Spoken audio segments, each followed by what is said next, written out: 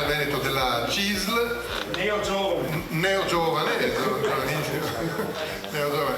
Ecco, comincio da Feltrin, se permetti, perché gli spunti che ci hanno dato Elena Donazzan e Maurizio Sacconi chiamano fortemente in causa la politica, anche per quanto riguarda le sue capacità di rappresentare davvero le esigenze del Paese, non dei singoli cittadini, del Paese.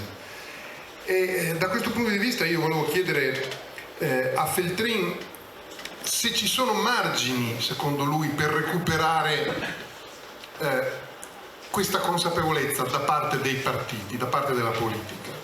È stato evocato a più riprese il concetto di territorialità, che in Veneto per esempio va di pari passo col concetto di autonomia, ma che non è solo autonomia, è proprio un concetto di rappresentanza di ciò che è la realtà in quel territorio e di quello che serve in quel territorio. Vedo un salto, io personalmente ti chiedo conferma, vedo un salto incredibile tra anche la politica a livello regionale, a livello territoriale, e la politica poi a livello nazionale, con delle plastiche rappresentazioni che sono quelle delle dichiarazioni che si ascoltano ai telegiornali o che persino si leggono sui giornali, di politici a Roma che sembra vivano in un mondo parallelo, in un universo parallelo. E c'è la possibilità, secondo te, di ridurre questa forbice tra la realtà che vediamo noi, che viviamo noi sui territori, e la realtà della politica, di chi rappresenta la politica in questo momento a Roma? No. Io speravo, ci ho sperato per un secondo, adesso sì ma... No. Il discorso è complicato e lungo. Siccome io sono abituato a fare il professore, no? La devo prendere alla larga. E dirò più o meno cose che hanno molte assonanze con quelle dette da Maurizio Sacconi e da Elena Donazzan, torneranno gli stessi temi, anche se dette con un linguaggio diverso. Ecco, non parlerò invece dei temi specifici, che invece meriterebbero di essere approfonditi, che sono stati accennati, dalla demografia alle imprese, alle professioni, alle dimensioni aziendali, eccetera. Quindi il mio è più un intervento che guarda all'organizzazione, come in tante mie occasioni, e quindi al confartigianato in quanto organizzazione che rappresenta. Allora, banalmente così faccio appunto la classica lezione C. Possiamo individuare 4 più 1 fasi storiche, no? Del rapporto proprio tra associazioni di rappresentanza, che siano sindacati o associazioni datoriali, e politica. Ecco, un'altra premessa è questa, che nella storia non si butta mai via niente, come col maiale. Cioè certe soluzioni, certe idee tornano buone 2-3 secoli dopo, no? 4 secoli dopo. Pensate che sono cose che c'erano dei tempi di greci che le abbiamo recuperate, eccetera, quindi bisogna stare attenti. È vero che la storia va avanti. E di fatto dobbiamo sapere prendere il momento. Cioè, è vero che la storia va sempre avanti, ma è vero anche che recupera. Allora, la prima fase, tra parentesi, è il momento delle corporazioni. È un momento interessantissimo, no? Perché le corporazioni governavano la città. E governavano la città in condominio con la signoria a Firenze. Il signore era chiamato gonfaloniere, vedete che... e governavano insieme all'assemblea a Venezia, che era rappresentata dal doge. Ecco, questa è la preistoria su cui poi tornerò alla fine. C'è poi il momento classico che tutti avete studiato, cioè quello della cosiddetta simbiosi genetica. Paroloni, ma che voglio dire che partiti e associazioni nascono insieme. l'Ottocento. No? Gli agrari fanno l'associazione degli agrari e il partito degli agrari. Gli industriali fanno la Confindustria e il partito liberale o repubblicano, dopo, insomma, sia lì, no? Cioè osmosi genetica. Nascono insieme e trafficano insieme. I sindacati fanno i partiti o socialisti o popolari cattolici. Entrambe le derivazioni hanno tutte, nascono insieme, no? Il terzo momento è quello che comincia nel secondo dopoguerra, comincia una differenziazione tra le associazioni di rappresentanza e i partiti. Le associazioni organizzano gli interessi, preparano i cahiers de dollars, vogliamo questo, hanno come presidente dell'associazione spesso un deputato, tanto il sindacato quanto artigiani, agricoli, imprenditori, tutti uguali, tanto CGIL, CISL, tanto Confartigianato ce ne ha un deputato presidente, il quale porta dentro il partito le istanze degli interessi. Ve lo ricordate tutti? Quelli della mia generazione, che sono pochissimi ormai purtroppo, se lo ricordano, no? Gli altri li hanno perso di vista, però c'era questo modello in cui ognuno faceva il suo mestiere, però insieme. Uno articolava, l'altro portava dentro nelle assemblee parlamentari, eccetera, eccetera, e poi venivano presi i provvedimenti. C'è una quarta fase, che è quella che ha accennato sia Elena che Maurizio, che comincia quando i partiti perdono peso. Perché siccome il nesso è indistinguibile, no? Tutti e due fanno rappresentanza, quindi, no? E quando è che cominciano a perdere peso? Negli anni '80.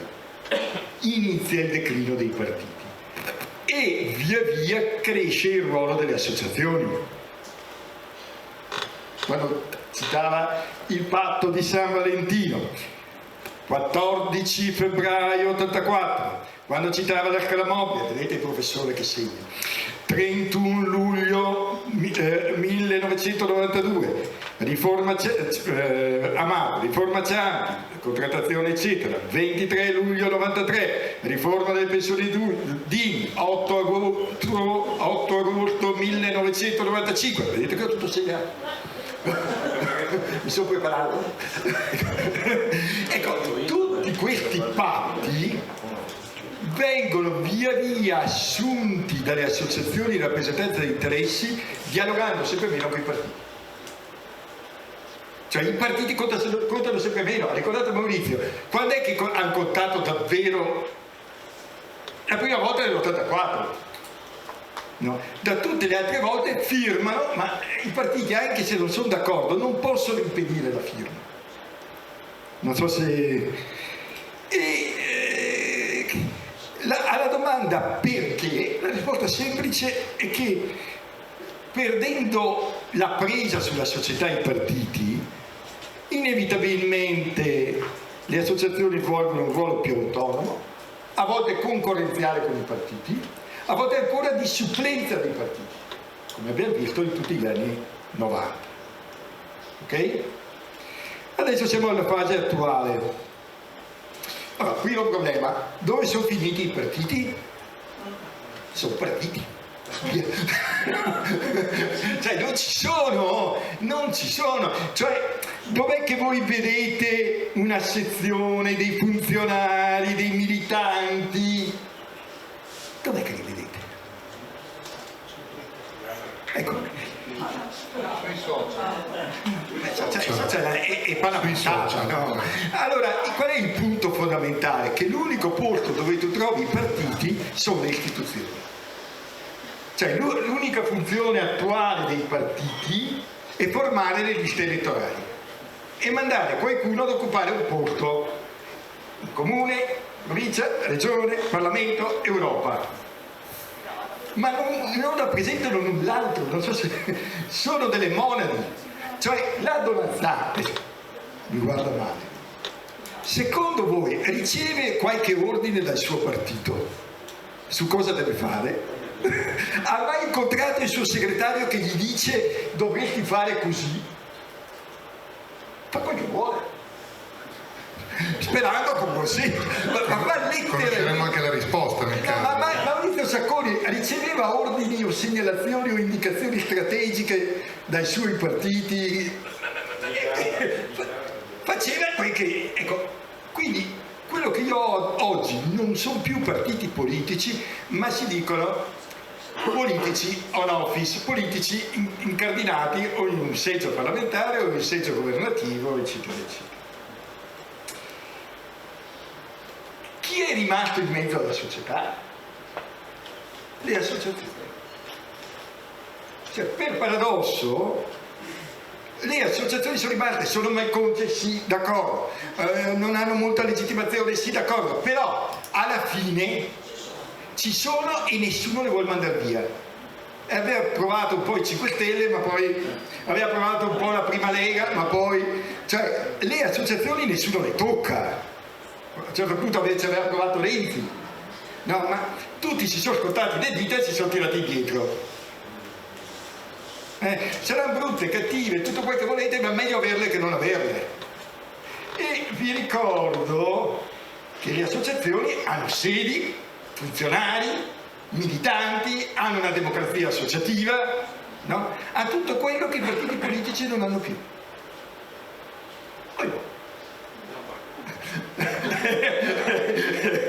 No, questo è un sogno, soltanto un sogno, quello del partito degli artigiani. Ecco. Allora la mia idea è che si dovrebbe cominciare a riflettere su un ritorno al futuro, e cioè all'epoca dei comuni di Firenze e Venezia è una riscoperta della nozione di corpi intermedi, ecco, questa idea di corpi intermedi. Un passaggio solo veloce. Nel luglio 2020 Paul Krugman, che è un economista premio Nobel radicale di sinistra, si chiede: ma perché noi negli Stati Uniti non riusciamo a fare come in Italia nelle politiche di emergenza sul Covid? E la risposta che si dà è perché non abbiamo le associazioni di rappresentanza. Perché l'associazione di rappresentanza del Covid porta a Roma quel che succede nel territorio, e senza quel passaggio continuo tra mondo associativo, governo e ritorno, i DPCM sarebbero stati follia pura. Ora provate a immaginare il Covid senza associazioni.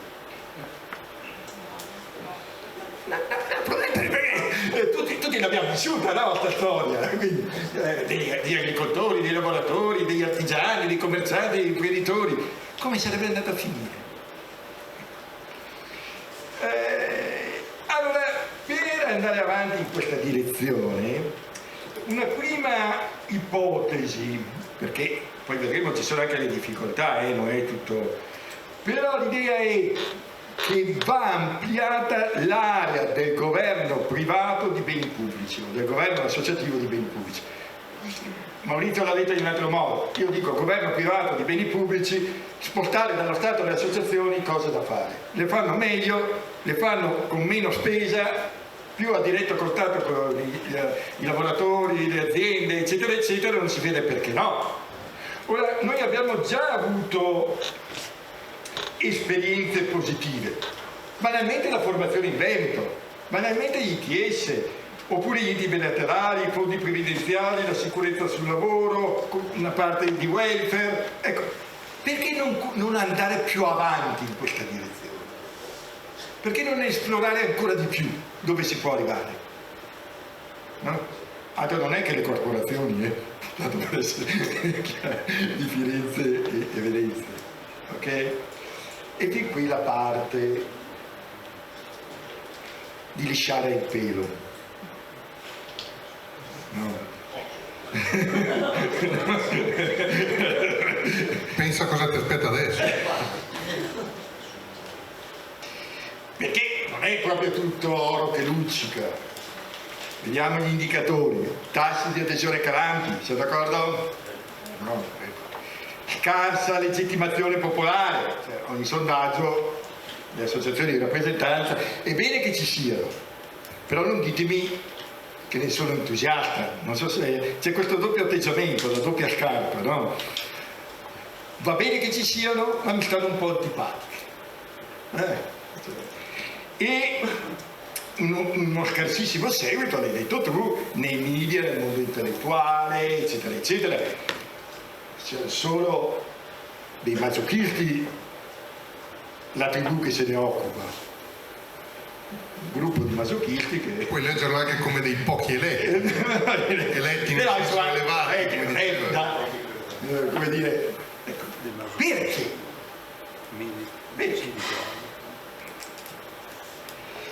La prima spiegazione è che si è già fatto molto e quindi c'è anche meno bisogno, no? Cioè, siccome ho fatto tantissimo, molte cose, vediamo i sindacati. Siamo così sicuri che il lavoratore ha sempre comunque bisogno del sindacato? 100 anni fa sì, 50 anni fa no, oggi insomma sì, può. Seconda spiegazione, non ce ne accorgiamo, non ne apprezziamo perché non diamo valore a quanto già funziona bene. Cioè se la cosa funziona bene, basta, neanche la badiamo, no? Tipico per me. Accendo il pulsante e mi aspetto che si accenda la luce. Basta, funziona bene, chi se ne importa dell'elemento? Non mi interessa niente di tutto quel che c'è dietro. No? La spazzatura a Roma non funziona, allora sì che mi incavolo e avanti di questo passo. Seconda spiegazione invece è che rinvia all'ultima parte del ragionamento è questa. Si fanno gli iscritti col marketing e questo è il modo con cui si fanno gli iscritti. È l'illusione. Questa è una discussione che facemmo 30 anni fa con Stefano Anziano. Gli iscritti li fai se fai bene il tuo lavoro. Se fai bene il tuo lavoro di associazione, di servizi, di dirigente, di rappresentanza, allora la gente si iscrive. No, se fai pubblicità. No? Ecco, questo aiuta a capire dove puoi andare. E cosa significa fare bene? Allora, la prima cosa che significa è cambiare il proprio mestiere insieme alla società che cambia. Vedete Maurizio? Attenzione, non cambia solo la società, devono cambiare via via insieme le associazioni, il che è complicato perché le associazioni sono tendenzialmente conservatrici e reazionarie. Per vedere la difficoltà di cambiare le associazioni basta guardare i siti internet di qualsiasi sindacato, di qualsiasi associazione, tutti identici, tutti uguali alla Pravda. Anche il colore. Cambia il colore. No, non cambia il colore, sono tutti nessuno li legge, neanche i funzionari. È il celestino ufficiale, il fondo azzurrino. Ragazzi, ecco, no. Allora, e questo adeguamento conduce a defezioni ovunque. Una delle cose più, adesso faccio un po' di cattiveria dura, una delle cose che più mi ha impressionato in tutto il calcan mediatico sulla morte del grandissimo Del Vecchio è che neanche un giornale che abbia detto che è andato via da Confindustria Nazionale, è andato via da Confindustria dell'Uno, è andato via da ANFAO, dell'Associazione Nazionale Produttori Ottici, che era la firmataria del contratto nazionale di lavoro. Perché è andato via? Nessuno ne ha parlato. E come dice Maurizio, la prima risposta che ha dato il suo responsabile delle relazioni umane ai sindacati tutti preoccupati: ma cosa volete? Il nostro contratto aziendale dà il triplo del contratto nazionale, cosa volete da noi? Qui si applica il contratto aziendale. Tanto tutto quello che c'è scritto sul nazionale è riportato nell'aziendale, pari pari, in più tutto il resto.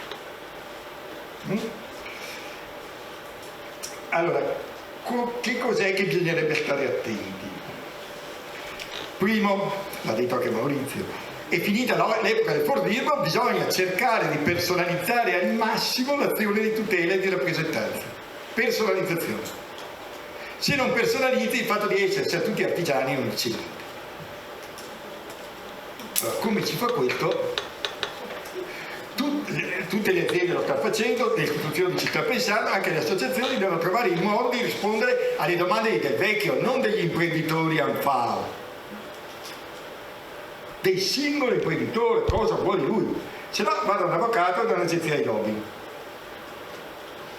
Secondo, più competenza nel rapporto con le istituzioni.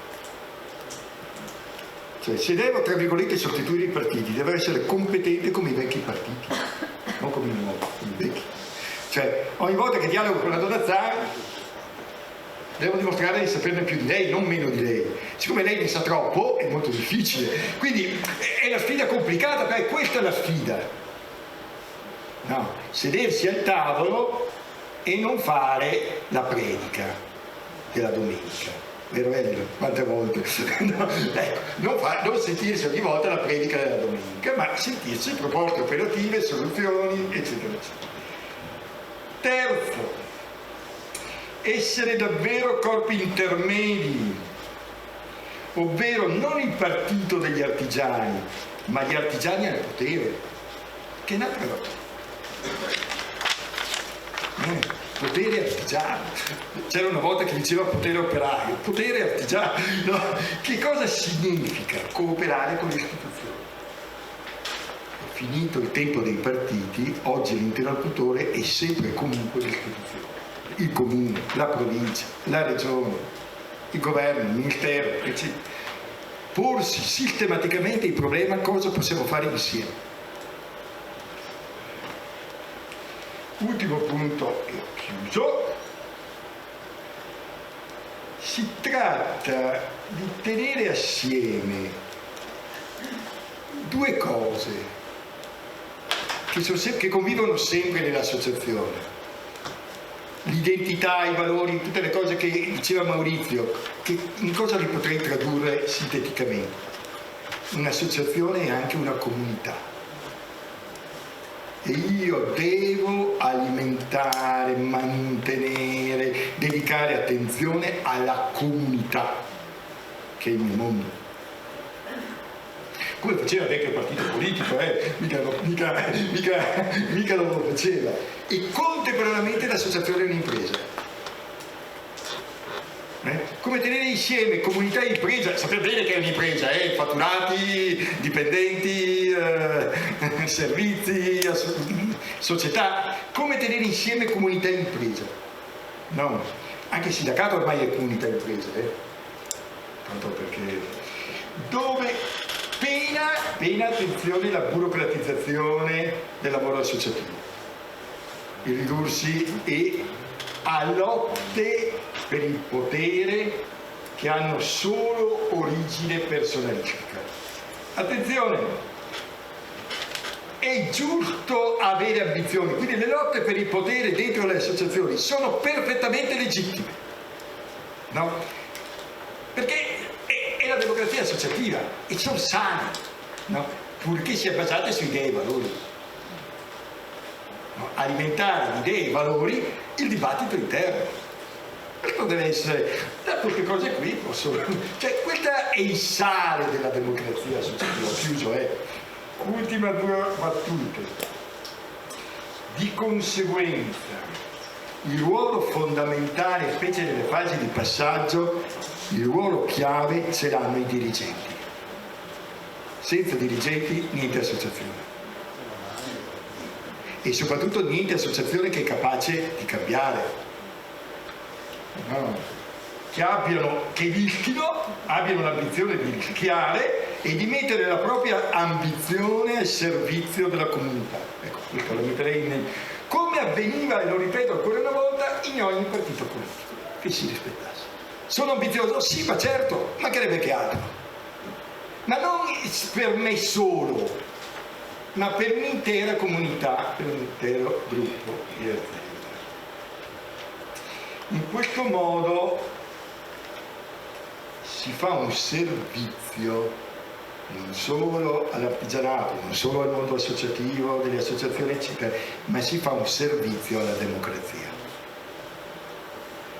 Perché, ecco, questo è il punto su Roma, perché la democrazia è entrata in un'epoca storica di tragica difficoltà. Non solo in Italia, guardate cosa è successo in Inghilterra l'altro giorno, guardate come è andata le elezioni in Francia, guardate cosa sta capitando negli Stati Uniti, eccetera. Quindi, di fronte a una difficoltà storica della democrazia, una risposta può essere un nuovo ruolo di corpi intermedi delle associazioni di rappresentanza in una nuova alleanza con le istituzioni, al di fuori dei patti neocorporativi. Una nuova alleanza, associazioni, corpi intermedi, istituzioni per salvare le società come le abbiamo conosciute finora. Grazie.